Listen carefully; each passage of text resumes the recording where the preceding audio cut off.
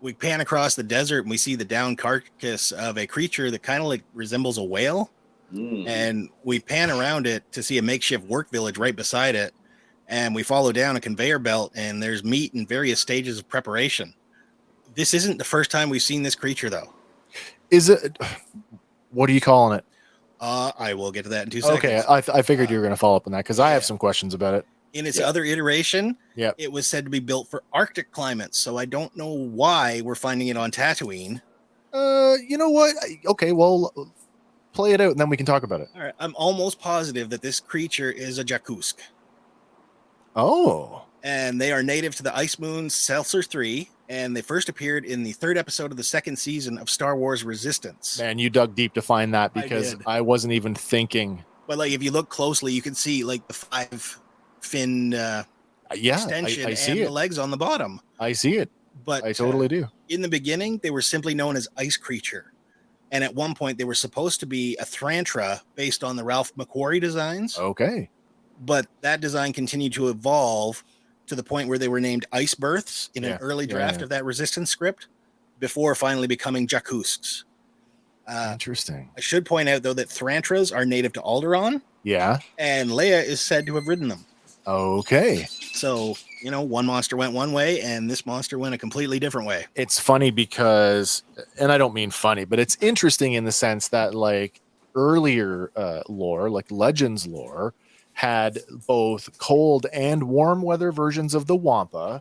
So the Wampa living on Hoth, and you had its blue warm weather cousin, the Trompa, that was everywhere else. You have this could be another case of that. But I mean, like multiple subspecies of the same creature across the Star Wars galaxy is not a far stretch to me. Exactly. No, not at all.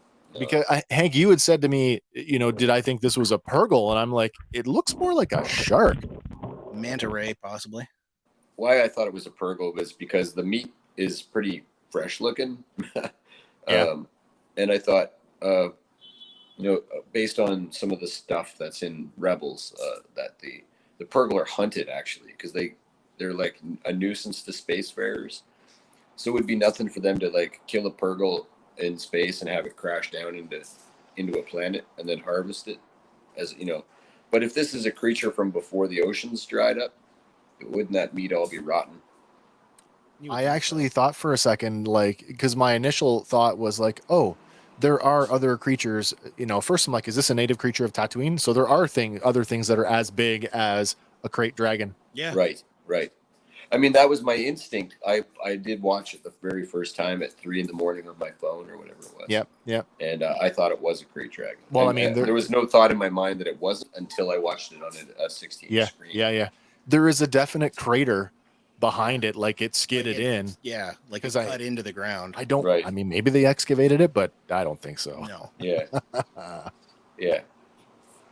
So we're harvesting the meat. Yeah, we are harvesting the meat, and another reason will come up here shortly as to why I think it is the Jakusk. Yeah.